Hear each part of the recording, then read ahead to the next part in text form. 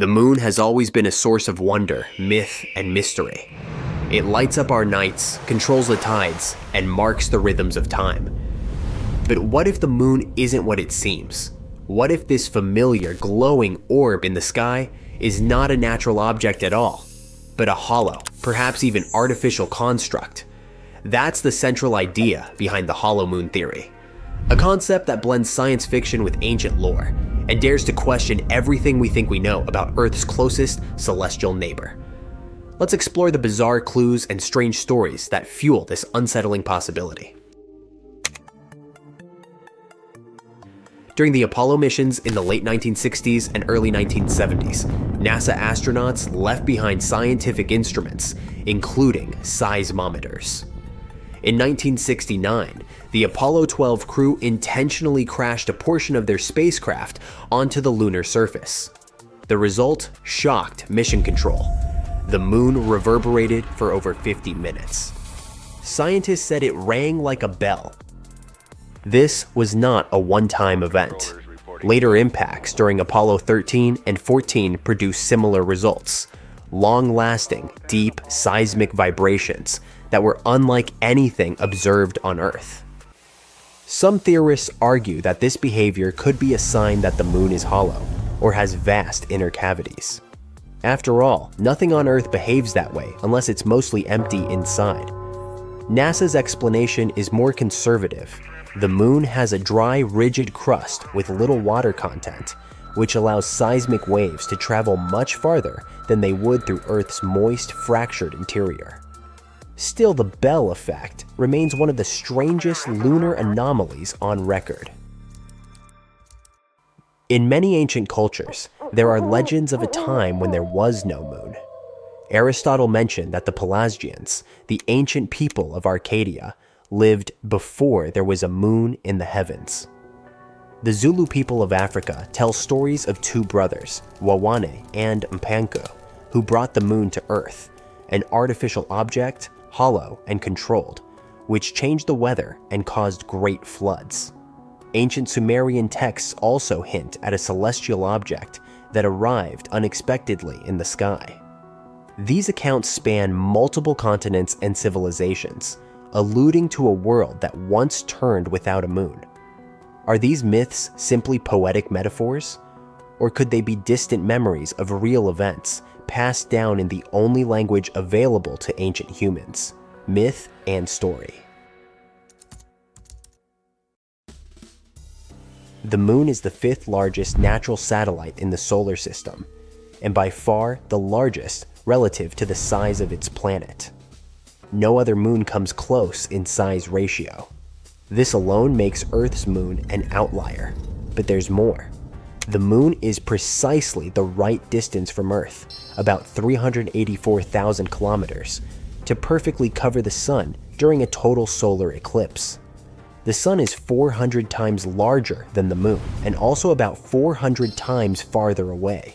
This perfect 400 to 400 ratio creates an extraordinary visual phenomenon that allows scientists to study the sun's corona during eclipses.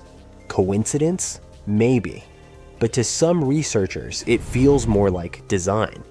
And then there's the moon's orbit. It's almost perfectly circular, and it's tidally locked, meaning we always see the same face. We never see the far side of the moon from Earth, unless we send spacecraft around it. Why does this object behave so precisely?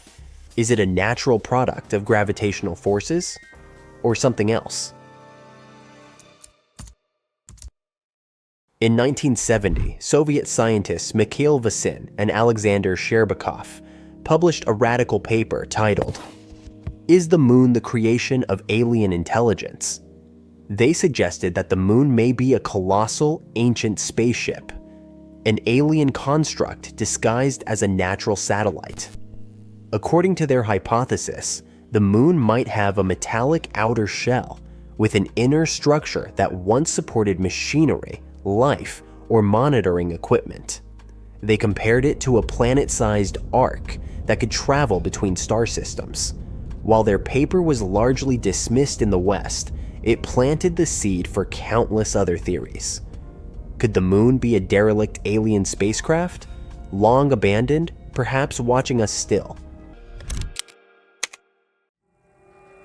More recent fringe thinkers have proposed even stranger ideas. Some argue that the moon might not just be a passive structure, but a kind of anchor for a simulated or controlled reality. In this vision, the moon is not just hollow, but alive with technology, possibly operating as a monitoring station, memory regulator, or even a civilization reset button.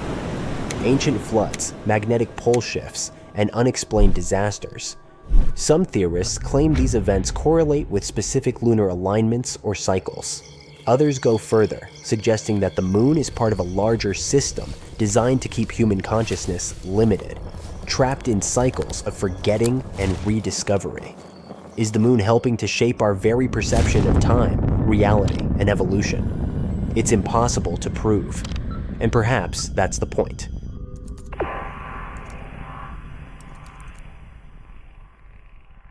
Even beyond the big theories, there are many small puzzles that don't quite fit.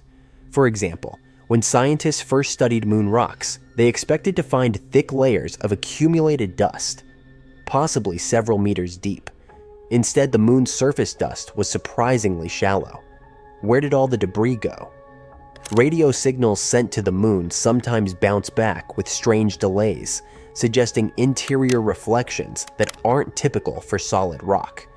And then there are the mysterious transient lunar phenomena. Sudden flashes, glows, or color changes on the moon's surface.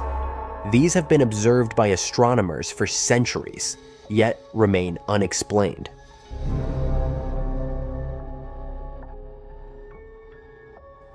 Mainstream science sees the moon as the product of a massive collision in Earth's early history, a fragment of the young planet that cooled into orbit. But for every answer science provides, there seem to be more questions. Why does this object behave so perfectly? Why do myths around the world speak of its arrival? And why does its presence feel so scripted?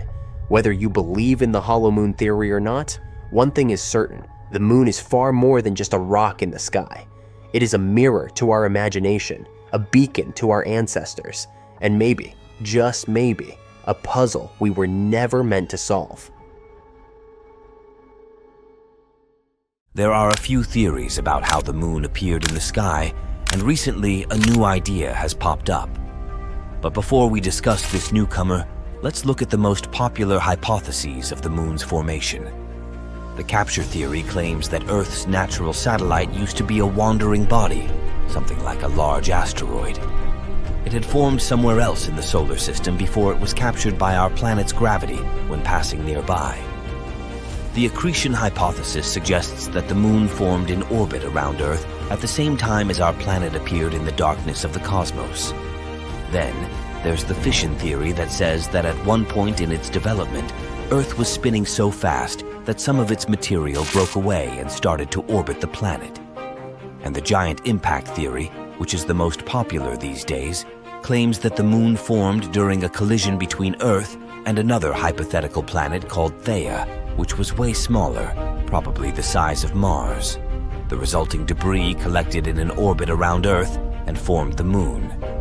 And now, let's move to the new theory you've been patiently waiting for.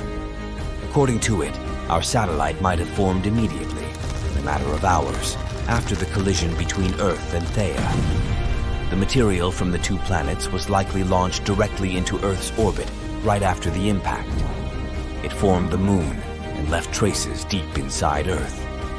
In previous scenarios, Theia's remains were thought to have been scattered all over space, mixing with just a bit of the material coming from our own planet.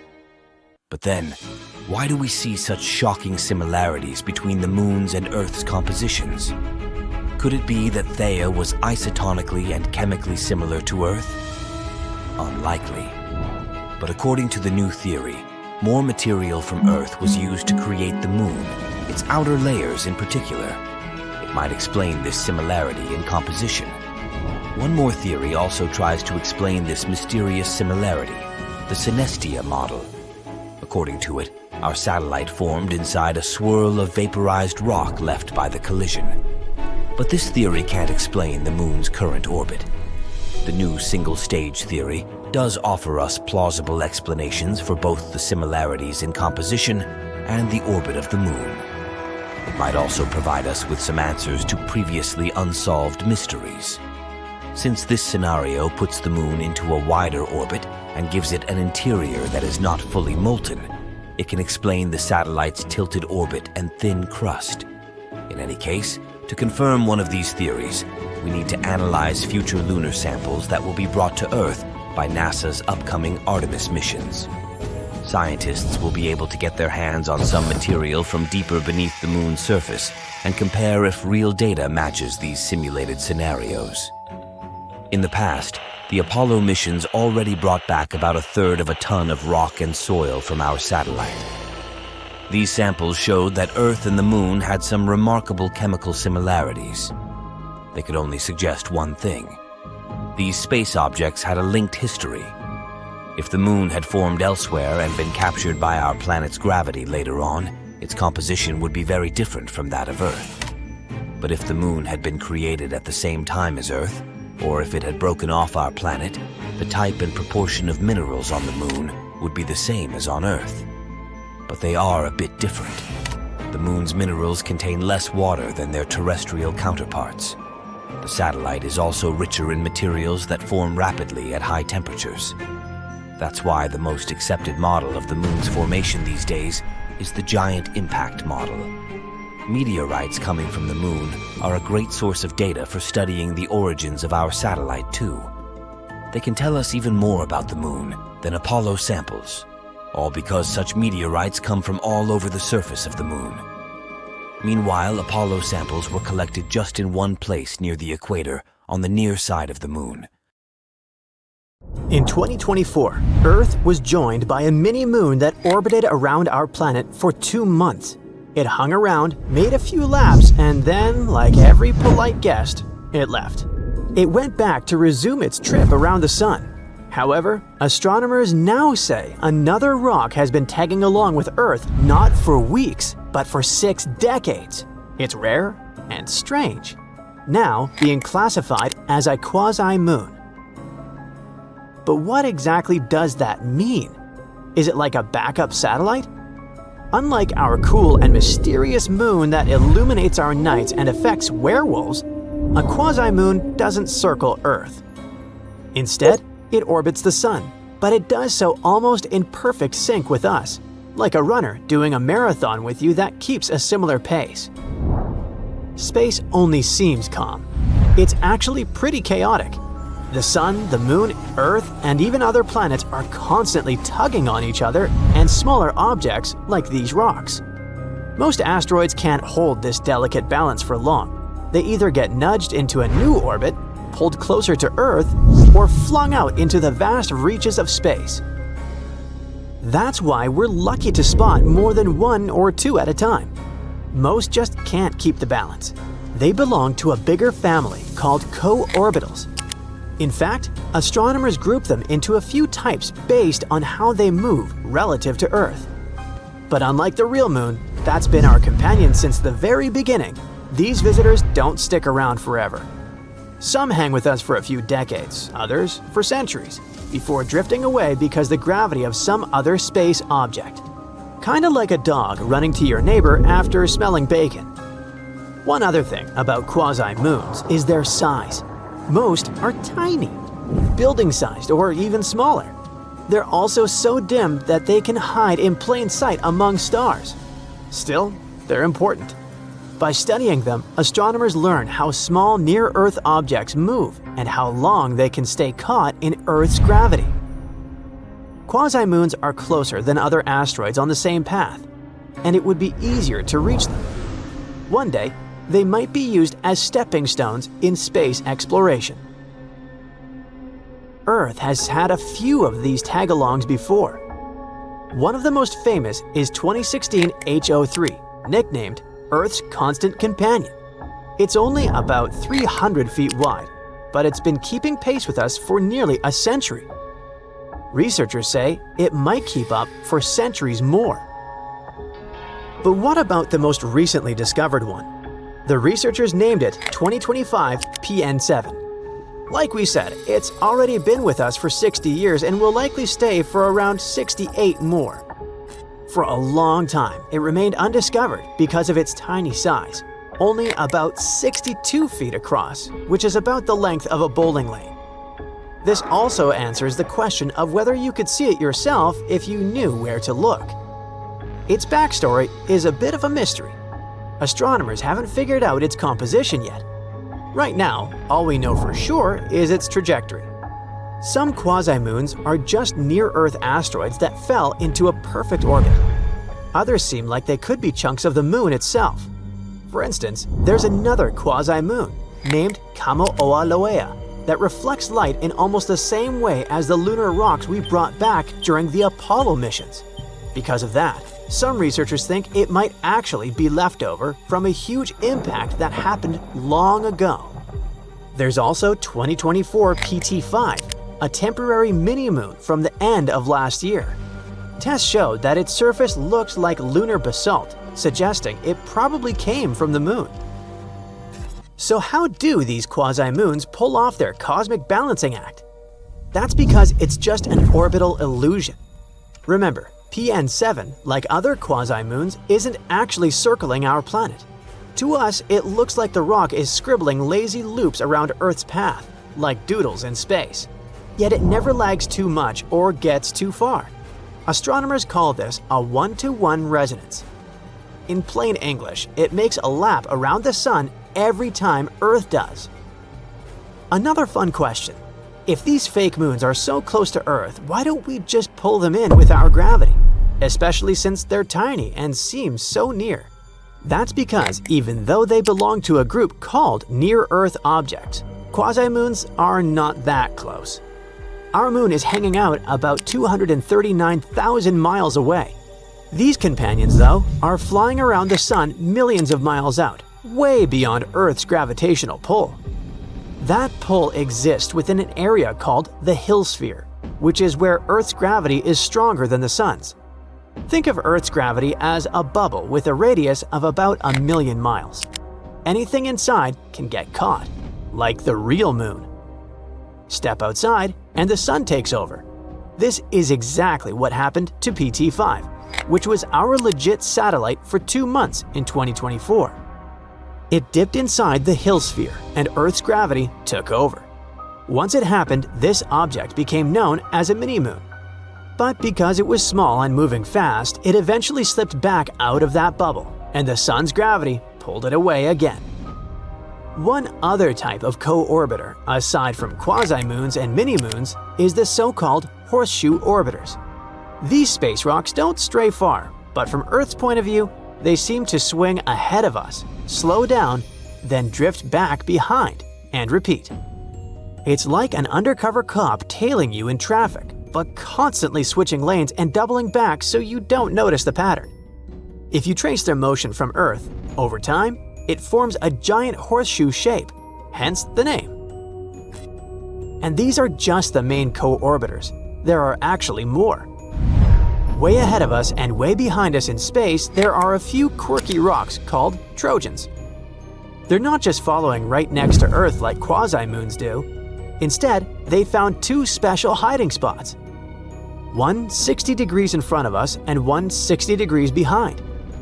Imagine riding your bike and having a friend way ahead of you and another one way behind, both keeping the same speed. That's what Trojans do. Those spots are called Lagrange points, cozy hangout regions where the gravitational pulls from Earth and the Sun balance out perfectly. When they find themselves in one of those areas, they could be staying there for millions of years without drifting away. Jupiter, for example, has tons of these freeloaders. Earth has only a few. Then there are tadpole orbiters. Instead of sitting perfectly still in a Lagrange point, they wobble around it in lazy bean-shaped loops. And if that's not confusing and overwhelming enough, there are also jumping Trojans, the indecisive ones. These guys can't pick a side. They'll spend a few thousand years staying in the front hammock, then slowly drift to one behind us and back again. Rare, weird, and kind of awesome. So even though Earth only has one big moon in the sky, we've actually got a whole gang of intrusive space tag-alongs. Some loop, some trail, some hide in the corners. Now let's recap the superpowers of our moon. It can affect tides, slow down Earth's rotation, and even help stabilize our planet's tilt. Without the moon, our days would be shorter, our nights darker, and the seasons way more chaotic. The moon also acts like a giant shield, sweeping up or deflecting some space rocks that might otherwise smack into Earth. And let's not forget its cultural influence. It's been inspiring myths, calendars, love songs, and millions of melancholic walks in the middle of the night. Fake moons can't compete. However, they are important in their own way. Each new quasi-moon we find helps us understand how these little rocks survive in all that cosmic chaos. By learning about our environment, we also learn something about ourselves. They sharpen our detection skills and help us improve our models. So while they'll never shine in the night sky, they still play a quiet role in helping us understand our quirky cosmic neighborhood. The moon might be hiding trillions of dollars worth of materials beneath that dusty surface, and NASA is about to get a piece of it soon. Their new lunar drilling tech just passed its first big test, and it could open up an entirely new frontier: space mining. This isn't just a scientific milestone. This could change the US economy forever, and maybe even reshape life on Earth. That's because they found something rare in lunar soil, something that could become essential for us in the future: helium-3. Okay, so you know helium, right? It's the gas that makes birthday balloons float. Helium-3 is not that. It's a special isotope of helium, which basically means it has the same number of protons, 2 by the way, but a different number of neutrons. That's chemistry speak for it's rare, like super rare. Here comes the sad part. Earth had helium-3 once, a lot of it actually. But during our planet's formation, a lot of it escaped into space. Turns out, it's super light, so it didn't stick around. But we can still find it here and there, mostly inside our planet. I mean, there's some of it literally trapped underground. Or even a lot, as some recent studies might suggest. But still, the problem is that extracting helium-3 is expensive, limited, and seriously difficult. So difficult, in fact, that getting it from the moon suddenly sounds like a piece of cake. To really understand why extracting helium-3 in space might be easier, we need to quickly compare Earth and the moon. So here's the sun, right? This huge ball of fire in the sky constantly shoots out tons of helium-3. When this helium-3 reaches Earth, our planet's magnetic field acts like a giant invisible shield, basically saying, "Nope, not here," and it deflects most of it away. But the moon doesn't have a friendly protective magnetic field like Earth does. So when helium-3 reaches the moon, it hits the surface directly and gets trapped in the lunar regolith.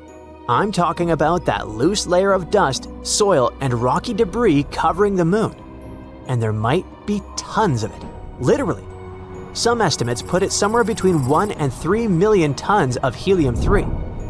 The best part is that almost all of it is probably sitting right in the top layer of lunar soil. So instead of heavy-duty drilling, it could be as easy as just scooping up some moon dust. That's why a lot of people think getting helium-3 from our natural satellite could actually be way easier, or maybe even cheaper, than digging deep underground here on Earth. Now, you're probably thinking, why go through all that trouble? I mean, if it doesn't work for birthday balloons, what's the big deal with helium-3? Well, for starters, it's already being used in advanced medical tech, like magnetic resonance imaging and X-ray. But here's the real game changer. Helium-3 could actually end our dependence on fossil fuels for good.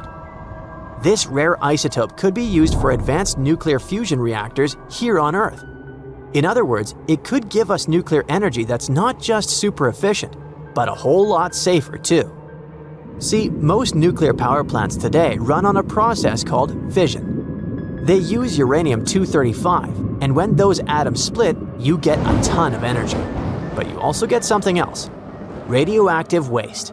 And yeah, It's just as dangerous as it sounds. But helium-3 is different. It could power future reactors with a process called fusion. If you mix helium-3 with a type of hydrogen called deuterium, you get a lot of energy, but without the dangerous waste.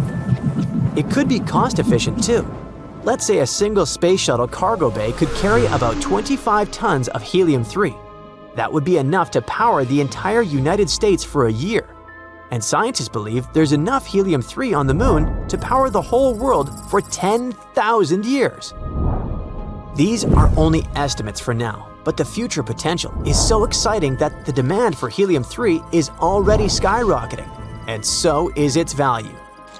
In 2024, some experts say that the helium-3 market was worth about $670 million.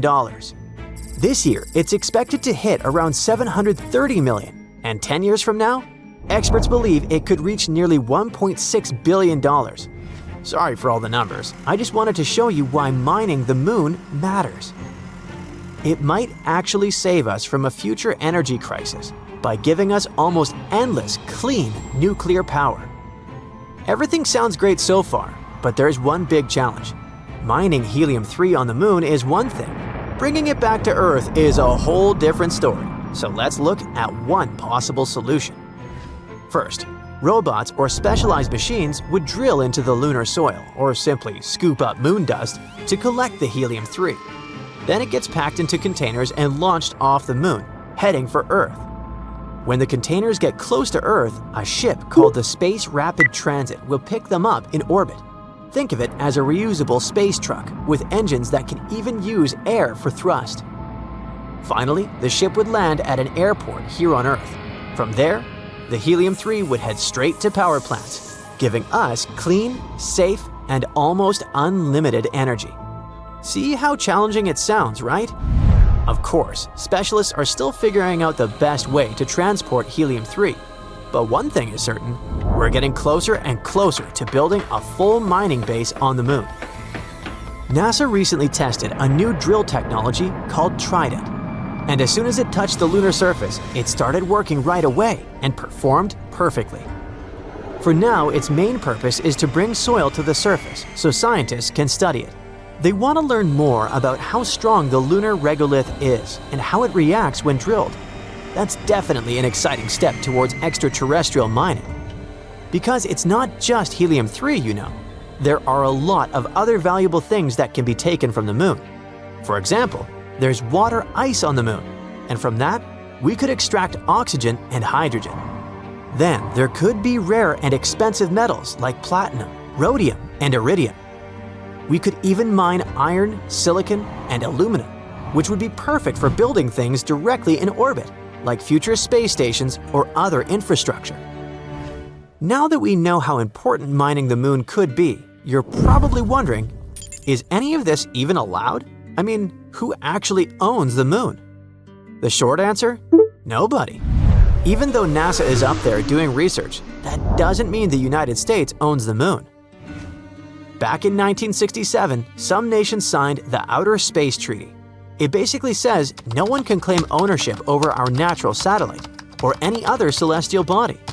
Not an asteroid, not a planet, not even a random rock floating out there. So, if a country wants to explore the moon, sure, they can do it, but they can't plant a flag and say, "This is ours now." Here's where it gets messy. Companies. There isn't much of an agreement about what private businesses can and can't do out there. For example, a private company sets up a moon base. They land a successful spacecraft, build a small station, and even start digging. The base itself belongs to them, sure, but the land they're sitting on does not. Everyone is on the same page up to that point. The tricky part is, the treaty doesn't really spell out what happens to the materials they dig up. Nobody is totally sure if those resources would even belong to them. And if the materials are not technically the company's, can they even sell them? It's hard to say. So yeah, sorry. Even if you had the cash to build your own lunar base, you probably can't just scoop up helium-3 and bring it back as a souvenir. I mean, unless you want to risk becoming the first person ever banned from the moon. There's something happening inside the moon, something that nobody expected. Not a dramatic shift you'd see on the outside, but deep down, where things seem frozen in time, scientists have uncovered a hidden layer of what you could only call moon goo. Remember those school lessons about the crust, mantle, and core? Much like the Earth, the moon is made up of layers, a crust, mantle, and core. However, the moon's core is much smaller compared to ours. Earth's core is huge. It makes up about a third of our entire planet's mass. The moon's core makes up only about 1 to 2% of its mass, and its diameter is about 1/5 the diameter of the moon itself. It's surrounded by a hard, rocky mantle. But it turns out that between these two layers, that mysterious goo layer, and it's way more important than you might think. The layer is soft and partially molten, ebbing and flowing like the tides in our oceans. It rises and falls, stretching and shifting as if it were alive. Its movement isn't chaotic, but subtle and regular. We always knew that the moon influences our seas and oceans, causing tides with its gravity. But it turns out that we influence it back. The goo ocean reacts to the gravitational dance between Earth and the Sun. Also, the molten layer could be made of ilmenite, a very intriguing material. Ilmenite is rich in titanium, a strong and lightweight metal that we really love over here on Earth. Titanium is used in everything from airplane parts and spacecraft to medical devices, even in everyday items like bikes and laptops, all because it's incredibly strong and very resistant to corrosion and heat. So, if the moon might have a molten layer rich in ilmenite, that would be awesome. Astronomers are already planning for lunar bases, and if we had a material to build structures, spacecraft, or even tools for astronauts right there, that would be a game changer. Otherwise, we'd need to transport materials from Earth, which is extremely costly. This is our first tangible sign that the moon is not just a cold, boring rock. Instead, it's dynamic, living, and breathing, with moving forces beneath the surface. NASA used new special tools to discover this: the Gravity Recovery and Interior Laboratory and the Lunar Reconnaissance Orbiter. These are both space missions designed to study the moon, but they don't just look at the surface like a telescope.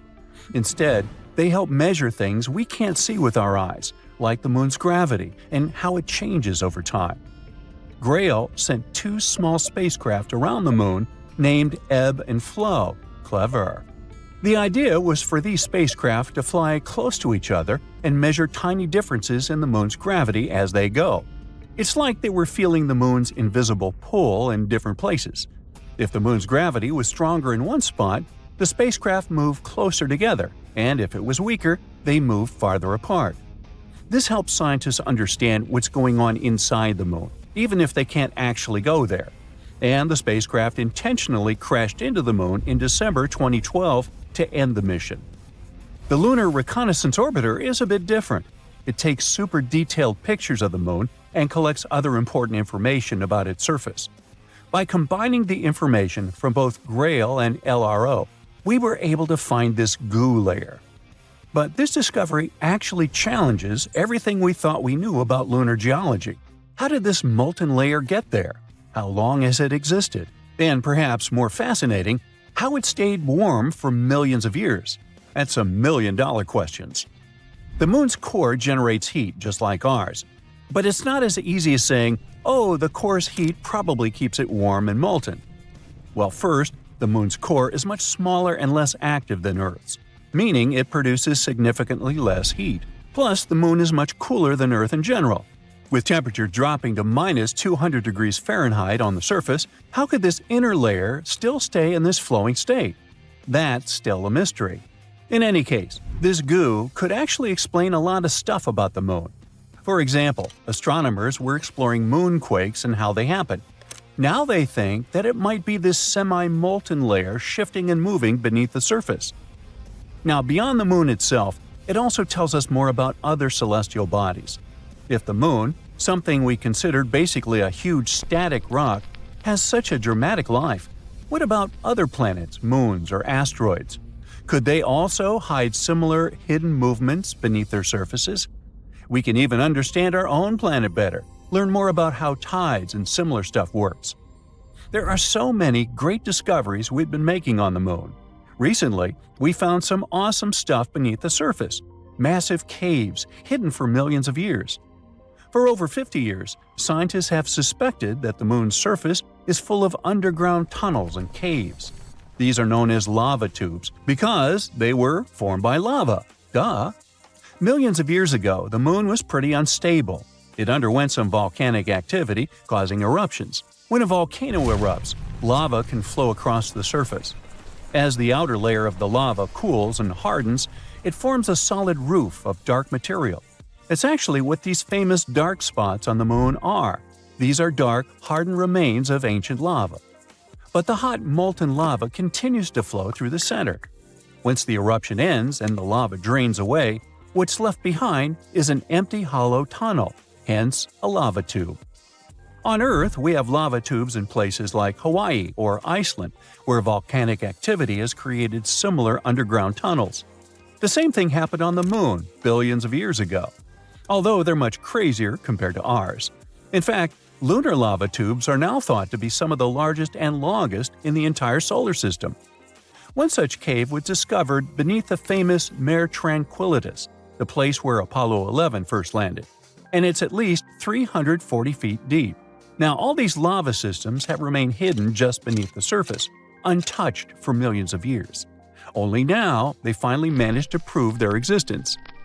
Scientists from the University of Trento in Italy found them using special radar technology and advanced computer methods. These techniques let you see underground by sending radar waves. The waves bounce back and give clues about what's hidden underneath. By analyzing the way these waves reflected back, the researchers could detect the shape and size of the hidden caves. Now, the best thing about this discovery is that we could build all our bases there. These caves protect from radiation, harsh winds, and meteoroids. NASA even found evidence that some of these caves stay at a steady 63 degrees Fahrenheit. That's some crazy coziness for the moon. And on top of that, there could even be some water there. So humans could take shelter inside these natural tunnels and build entire colonies on the moon. And I know what you're thinking. Could unexpected lunar monsters hide deep in those caves? Well, sure. There's a huge potential for exploring these caves and finding some awesome stuff. But even if we manage to find a miracle, like small life or microbial organisms, there's a 99% chance that there won't be actual animals or monsters. It would just be impossible for them to develop in such conditions. But it would make a great horror movie. Researchers want to send robots or drones to explore the tunnels first, and then see if they're safe enough for humans. And it's not just the US getting in on the action. China is also investigating the possibility of using these moon caves as a future base, showing that the race to explore and settle the moon is heating up. Consider now Enceladus. Saturn's icy moon, one of the most promising places to look for life outside Earth. Scientists have just detected the last one of the 6 necessary ingredients for its formation, phosphorus. This rarest element has been discovered in an ocean on Enceladus. This rare element helps make the soil fertile on Earth. But the concentration of this mineral in the hidden seas on the distant moon might be from 100 to 1,000 times greater than in the oceans of our home planet. It might be because Enceladus' ocean is rich in carbonates, just like soda water, and this soda water is likely to dissolve the phosphates in the moon's rocks. The new discovery also suggests that on other icy moons of Saturn, like Titan, the waters may be loaded with phosphorus too. Why are scientists so excited about this mineral? Well, phosphates, which are compounds that contain phosphorus, are crucial components of life on Earth. DNA, RNA, and cell membranes contain them. But among those 6 elements required for life, which are carbon, hydrogen, nitrogen, oxygen, phosphorus, and sulfur, phosphorus is the least common. In 2004, the Cassini space probe entered the dust from the second outermost ring of Saturn, called the E-ring. It's made up of ice grains in Enceladus ejects. And while studying these ice grains examined by Cassini's cosmic dust analyzer, researchers have detected phosphorus. Enceladus Is the 6th largest moon of Saturn. It's not really large, only 314 miles across. This makes the space body small enough to fit inside Arizona. We should try that sometime. Interestingly, when the Cassini space probe first arrived at Saturn, astronomers thought that Enceladus, was going to be a frozen ball of ice. But then, surprise, surprise, they spotted plumes of icy particles and water vapor erupting from geysers on the moon's surface. It became clear that there was a global ocean between the moon's rocky core and its icy shell. The same researchers previously discovered that Saturn's moon might be home to complex organic molecules, too. Before, scientists thought phosphates could be trapped within the rocky cores of Enceladus, and similar worlds. That's why the newest works, which hint that phosphates might also be abundant in the ocean, came as a surprise. Researchers examined 305 ice grains from Saturn's E-ring and found out that 9 of them contained phosphates. And these results were clear and unmistakable. And it's very important because some time ago, phosphine, a compound of hydrogen and phosphorus, was believed to exist in the clouds of Venus. But no one has managed to find any evidence to support this theory. On Enceladus, there's no controversy, and phosphates do exist there. Astronomers consider Europa one of the most promising places in the solar system to search for new life forms.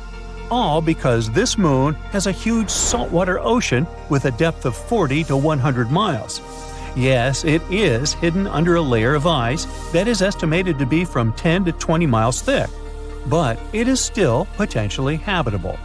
Astronomers claim that plumes of water erupt from cracks in the ice shell and release the contents of the moon's ocean into space.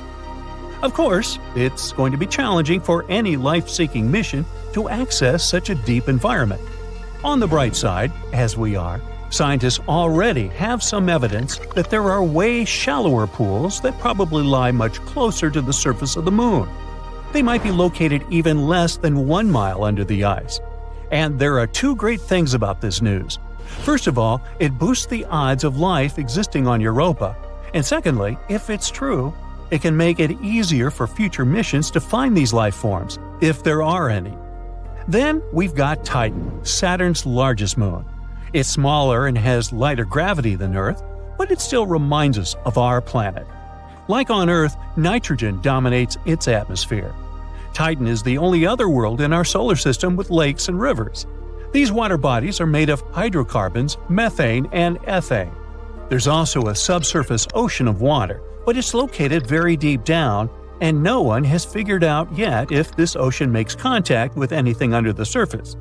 If it does, it could provide fuel for life after mixing with complex chemistry on the surface.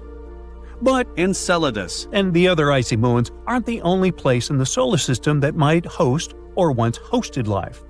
In 2003, Mars Express, a spacecraft launched by the European Space Agency, discovered methane in the atmosphere of Mars. On our planet, the biggest part of this gas in the atmosphere is produced by living creatures, for example, by cattle digesting food and emitting, gas. However, scientists think that methane was stable in the Martian atmosphere for about 300 years. And then, in 2006, the methane almost entirely vanished from the red planet. And it happened 600 times faster than the researchers' model accounted for. The question?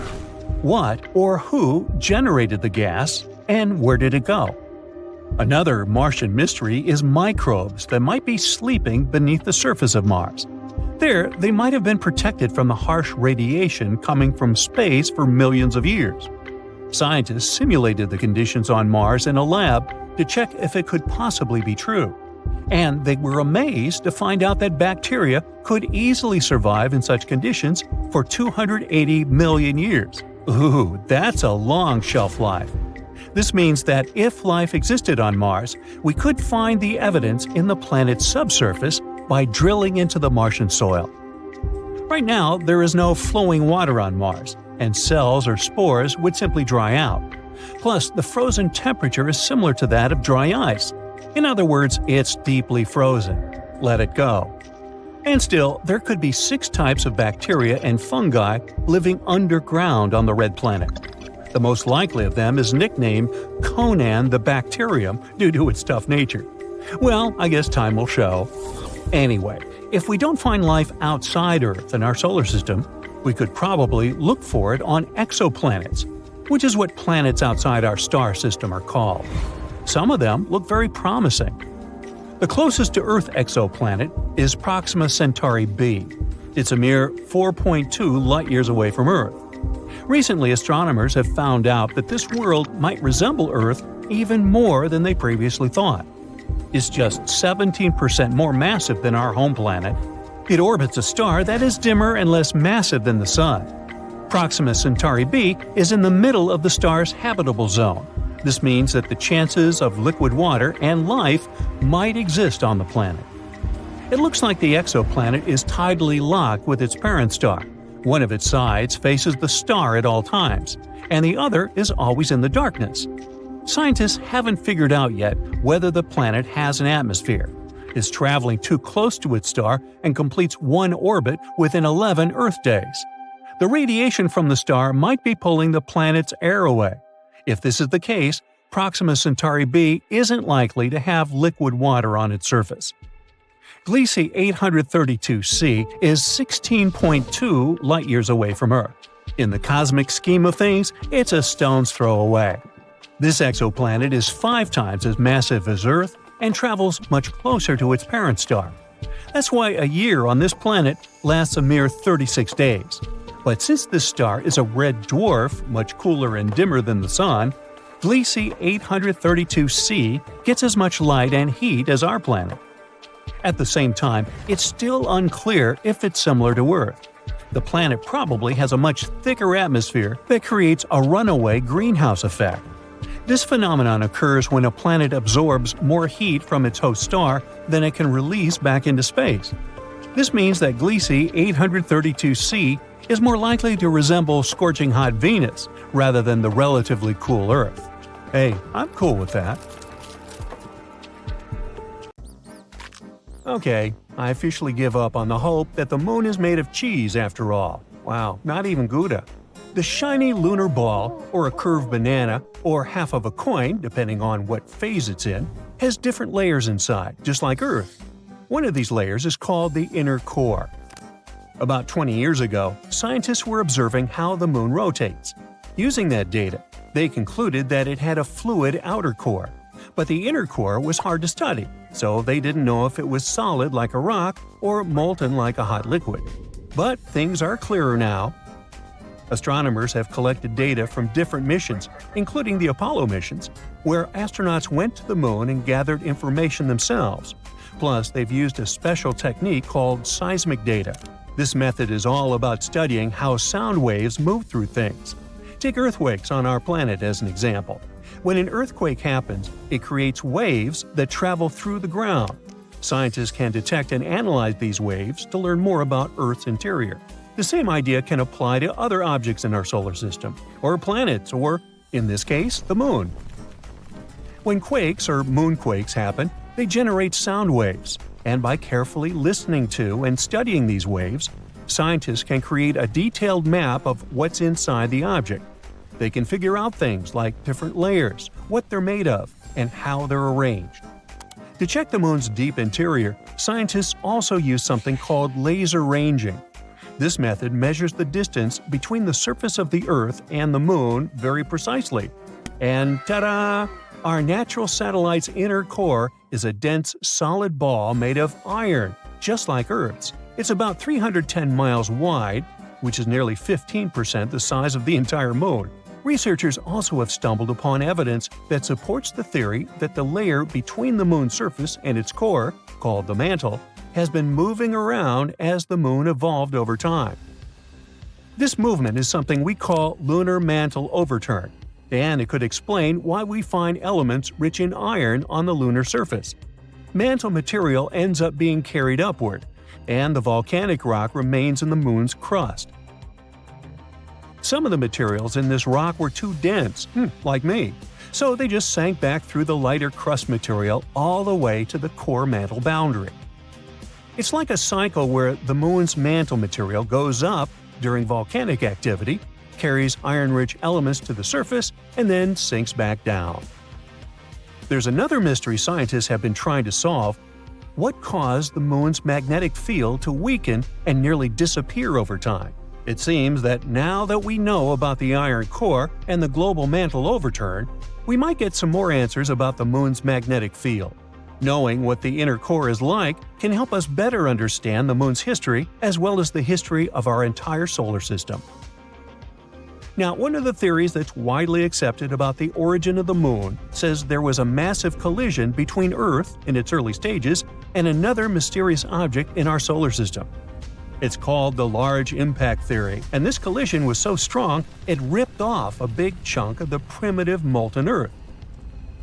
I mean, not so big compared to what's left. If you put a US nickel next to a green pea, you get a good idea of how big our planet is compared to the Moon. Now, this chunk was set into orbit around our planet, and this might have happened about 95 million years after our solar system formed. The object that collided with Earth could have been about 10% the mass of our home planet and roughly the size of Mars. Well, it makes sense. Earth and the Moon do have similar compositions after all. Of course, there are other ideas about how the Moon formed. One says that the gravitational force of our planet captured it. This means that the Moon was just an object innocently passing by when suddenly it got attracted and pulled into Earth's orbit. There's even a hypothesis that Earth stole the Moon from Venus. Ooh. In that case, the Moon shouldn't complain. I guess the view is way better here. So yeah, the Moon and Earth are similar when it comes to rocks and some minerals. But the Moon doesn't have the same atmosphere as our planet. Its atmosphere is thin and consists of some weird gases that include potassium and sodium, which is not something you can find in the atmosphere of Mars, Venus, or Earth. And the rocks on the Moon don't contain water, but that doesn't mean there's no water at all up there. A long time ago, in the 17th century, astronomers saw large dark spots on the Moon's surface. One of these astronomers thought these spots looked like oceans, and he called them maria, which means seas in Latin. Other astronomers also made maps of the Moon, and they used the term maria to describe these dark spots. For example, Mare Tranquillitatis translates to Sea of Tranquility, where Apollo 11 made its touchdown. But it seems those dark spots are not actually oceans. They are plains made of hardened lava that erupted long ago. These volcanic eruptions left behind smooth flat areas called basalt plains. In the late 1800s, one sky watcher studied the Moon and found it didn't have an atmosphere. Without an atmosphere, there are no clouds and no air to keep water from evaporating. So scientists thought that any water on the Moon would just disappear right away. They believed the Moon was totally dry. But then, in 1961, one physicist had a different idea. He pointed out there could be water on the Moon in special areas called permanently shadowed regions. These are spots on the Moon where the sun doesn't shine, so they stay dark all the time. Water ice could exist in these dark areas because they're extremely cold and the ice wouldn't evaporate. But when astronauts from the Apollo missions went to the Moon, they brought back soil samples, and scientists found no signs of water in them. So everyone went back to thinking that the Moon was completely dry. In the 90s, NASA focused on these shadowed craters and found high concentrations of hydrogen, which meant there could be ice at the Moon's poles. They still weren't certain, so they kept digging and, after a while, found hydrogen trapped inside tiny beads of volcanic glass. Since there are no active volcanoes on the Moon today, which means water probably was present on the Moon when these volcanoes erupted long ago. Plus, there could be way more water back in the early days of our Moon. In 2020, NASA's SOFIA mission showed us what we'd been looking for a really long time. There is water on the Moon after all. It turns out the water is hidden within the grains of lunar dust or sticking to the surface in the sunlit areas of the Moon. So there are no oceans like we have on Earth, but at least there's something. The question remains, how did water even get there? It seems the Moon had a chaotic history back at the time when it was forming, as probably most of the planets and moons in our solar system. So there is some evidence that water came there from comets hitting its surface back in the old days, or maybe even keeps on coming from those that are slamming into the Moon right now. We're talking about a chaotic situation, where icy micrometeorites collide with the moon's surface, and dust then makes an even bigger mess when interacting with the solar wind. But we're waiting to find out more about this. Because, as we all know, when you mention water, you also inevitably talk about life. That's why we want to know more, for instance, about all that ice hidden in polar craters on the moon. Maybe it can teach us more about how life developed on Earth. Maybe comets brought all the necessary elements here. Then, what if there are some of those elements stuck in the ice on the moon, too?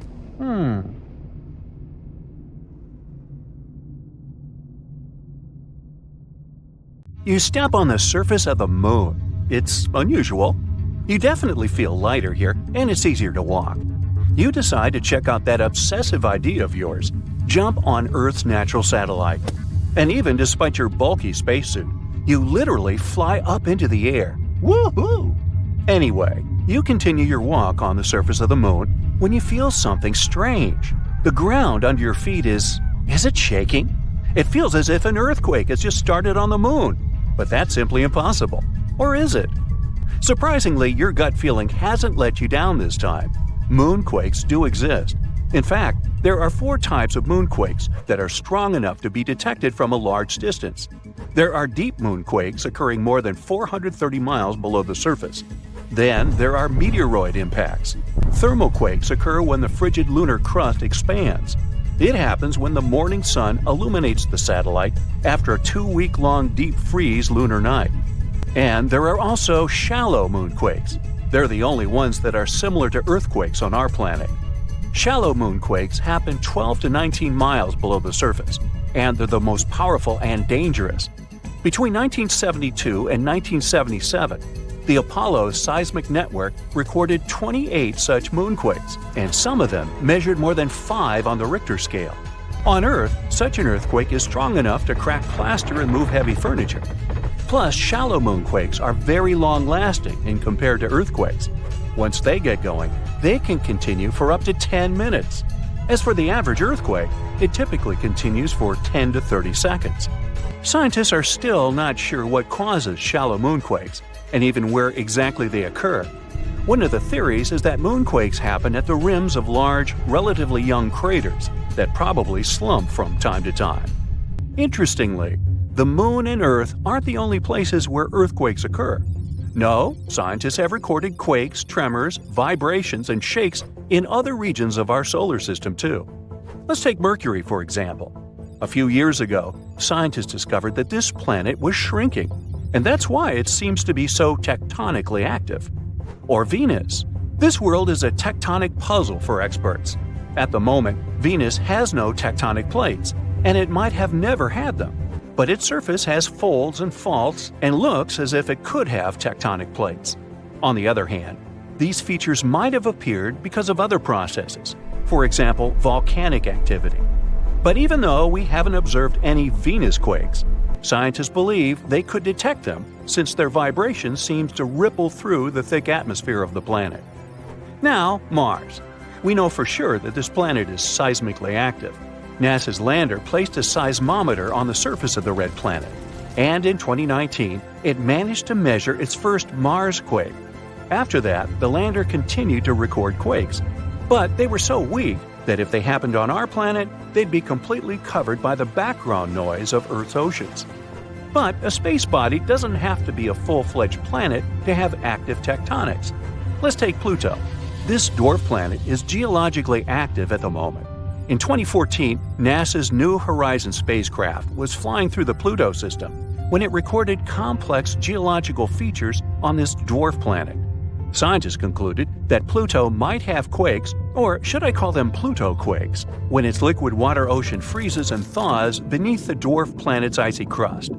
Jupiter's moons, Europa and Io, as well as Saturn's moons, Titan and Enceladus, are also geologically active despite their small size. Their features range from volcanoes and water plumes to potential subsurface oceans. Now, I bet you don't know these cool facts about earthquakes that occur on our planet. There's one place on Earth where a whopping 90% of all earthquakes occur. It's called the Ring of Fire, and it stretches around the Pacific Ocean from New Zealand all the way to South America.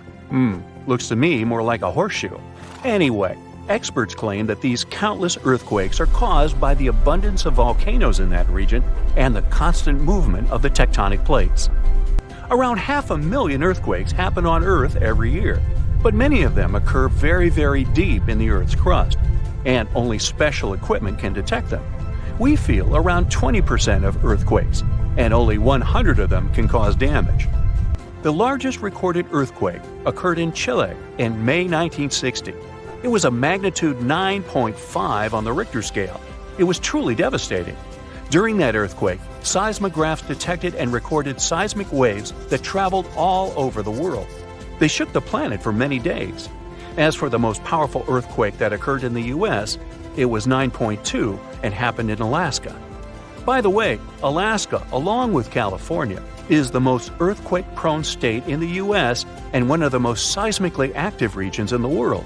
A magnitude 7 earthquake occurs there almost every year.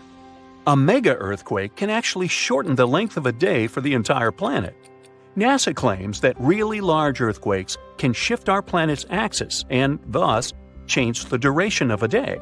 Now, of course, you won't notice it since this change is measured in microseconds, and 1 microsecond is 1/1,000,000th of a second.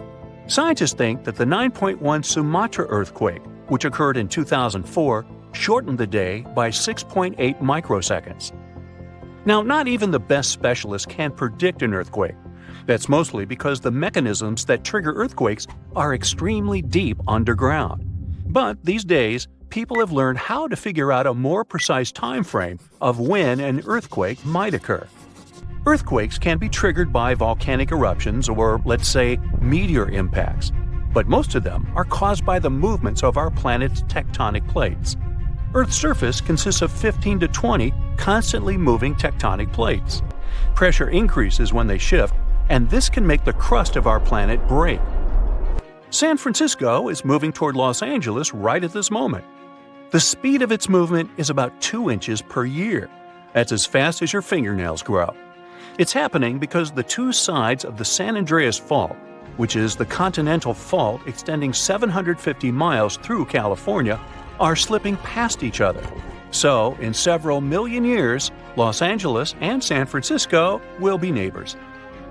Lakes, ponds, and canals become slightly warmer and start to stink before an earthquake. It happens because gases get released when tectonic plates shift. Most animals feel these signs and change their behavior. For example, scientists noted toads completely disappearing before an earthquake in Italy in 2009. But as soon as the natural disaster was over, they returned. Even after an earthquake is over, you might still see water sloshing around in your swimming pool. There's no need to worry. This is a phenomenon called a seiche. The water can keep sloshing around for hours after the earthquake is over.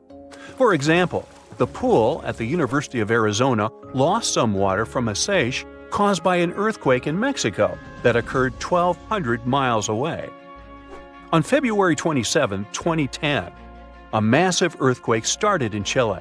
It measured 8.8 on the Richter scale. As a result, Earth's crust in that region was ripped so dramatically that a city called Concepcion moved 10 feet to the west. Another earthquake resulted in the tallest mountain in the world, Everest, shrinking by 1 inch. It happened in 2015 when a magnitude 7.5 earthquake caused several Himalayan mountains to decrease in size. The Japanese used to believe that earthquakes were caused by namazu, a giant catfish that lives submerged in the mud under the Japanese islands. The fish would thrash about, causing seismic activity. As for the ancient Greeks, they were sure that a powerful sea deity, Poseidon, produced earthquakes by hitting his trident against the earth when he was angry. According to Hindu mythology, 8 elephants hold Earth in place. They are, in turn, balanced on the back of a ginormous turtle, standing on the coils of an even larger snake. And every time any of these animals moves, an earthquake occurs. So Mars has 2 moons, Phobos and Deimos. And apart from the bizarre shape, there's nothing remarkable about them, except for one thing. Not so long ago, scientists discovered a strange phenomenon on the surface of Phobos. and they still can't find any explanation for it. What is this phenomenon, and what does it tell us about the history of our solar system? Let's find out. American astronomer Asaph Hall discovered Phobos and Deimos back in 1877. Did you know that all the planets in our solar system are named after Greek and Roman deities? For example, Mars or Ares is the famous deity of war. That's why the satellites of this red planet were named after the sons of Ares, Phobos and Deimos. These beautiful names actually have creepy meanings: fear and horror. In 1971, NASA's Mariner 9 telescope took the first pictures. That's how we found out that these guys weren't at all like our moon. They had this weird shape, a strange and unstable orbit. Moreover, there are no other moons in the solar system that move as close to their parent planet as these two. Well, they are its sons after all. But even though they are very close to Mars, if you were standing on the surface of the red planet, you would hardly be able to see them. That's because the curvature of Mars hides Phobos and Deimos from view. Even if you were somewhere on the equator, Phobos would look like an ordinary asteroid to you, and Deimos would look like a star. All because these satellites are basically crumbs compared to our moon. They're the smallest and least bright moons in the entire solar system, which is ironic considering their mighty names. Anyway, it seems that everything should be pretty clear with these two satellites. But nope, there's a problem. You see, scientists reconstruct the history of space based on the traces found on different space objects. Dents, scratches, cracks, all these things can tell us what happened billions of years ago.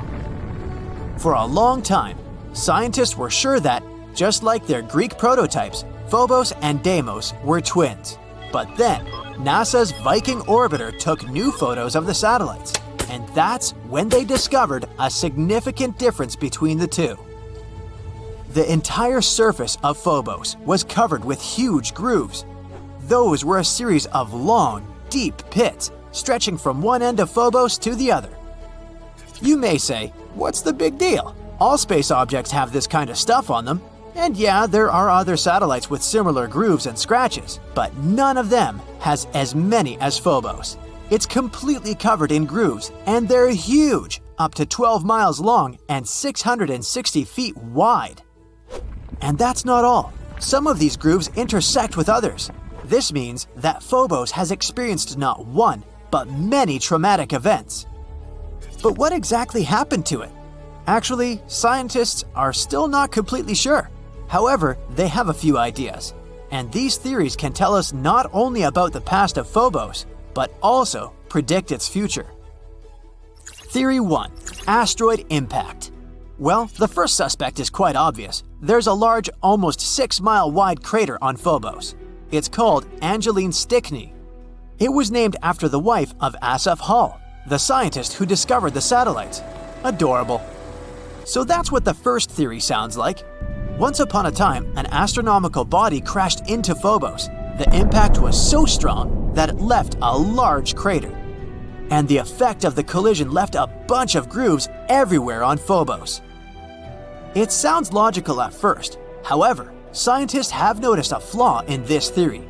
They learned that these grooves actually formed not inside the crater, but next to it. So it wasn't a collision that created them. Besides, what about those grooves that intersect with the others? Or is it just a big cosmic coincidence? Well, the search for truth continued. Theory 2. It's all because of space debris. Yes, there's a difference between these two theories. In this case, the grooves aren't a direct consequence of the collision. Rather, it goes something like this. Something crashed into Phobos. This impact caused a bunch of rocks to be thrown into space. Some of them were lost in the universe forever, but others were small enough to be pulled back to Phobos. Passing next to the moon at a steep angle, they would crash into it, jumping away, and so on. And since the gravity of Phobos is very weak, perhaps they couldn't stick to it. In other words, these rocks were continuously pulled toward and pushed off of the satellite for many, many years. This theory explains the intersecting grooves. It's because the rocks were constantly falling into those places. It sounds quite logical, but there's another problem. We don't see any boulders on Mars or on the surface of its moons. But all this debris was supposed to get trapped by gravity and remain somewhere in the planet's orbit. This, or simply become part of Phobos. In other words, if this were true, we'd find evidence of this theory under layers of dust. But that didn't happen, so this explanation didn't satisfy astronomers either. Therefore, they continued to look for the culprit. Maybe the grooves have nothing to do with Stickney Crater at all. Maybe the real culprit is something else, something even more powerful. Could it be Mars itself? Theory 3. Mars is a twist villain. The previous theories imply that Phobos and Deimos were originally pieces of Mars. Like once upon a time they broke away from it and became satellites, just like our moon. But what if that wasn't the case? Observations made by NASA's Mars Global Surveyor show that Phobos and Deimos are made up of elements which are mainly found in meteorites and asteroids. So, what if Phobos and Deimos are asteroids? There's an asteroid belt between Mars and Jupiter. Given the size, shape, and composition of Phobos and Deimos, scientists have suggested that once upon a time they belonged to this belt. However, one day they flew out of it, and then gravity pulled them to Mars. This phenomenon is called asteroid capture. It's very strange though. Yeah, the asteroid capture isn't uncommon, but these two have been flying next to Mars for what, billions of years? It's weird that their orbits have remained the same. In addition, the atmosphere of Mars is very rarefied, and because of this, it could hardly capture any asteroids. In theory, they should have separated from Mars at the first opportunity. However, this didn't happen. It means that somehow they got stuck, and Mars immediately began to destroy them. Yep, an unexpected twist. In this version, Mars turns out to be a villain. By studying the past, we've found some evidence of future crimes. The mysterious grooves of Phobos could be caused by tidal forces between Mars and Phobos. The Moon and Earth also exchange these, slightly distorting each other. But since Phobos is much closer to Mars, the impact of gravitational forces is much stronger. In other words, the gravity of Mars is gradually destroying Phobos. Every 100 years, the satellite gets 0.7 inches closer to Mars. It also shrinks as much as 6.5 feet, becoming even more fragile and weaker. The smaller it gets, the more the tidal forces impact it, creating strange grooves and scratches on Phobos. Yep, somewhere in 30 to 50 million years, Phobos will either collide with Mars or disintegrate and turn into a bunch of small rocks. And then Mars will also have rings, like Saturn and Neptune. That's why Phobos is called the doomed Martian moon. Anyway, these are all only theories, but the dramatic backstory of Phobos gives us an idea of how dynamic extraterrestrial objects can be. The more we learn about them, the more we discover about the secrets of the origin of not only Mars, but also other objects in our solar system. If one day we really colonize Mars, studying its moons can help us a lot. Let's hope that the upcoming MMX mission will reveal some of the most exciting secrets Mars's moons are hiding.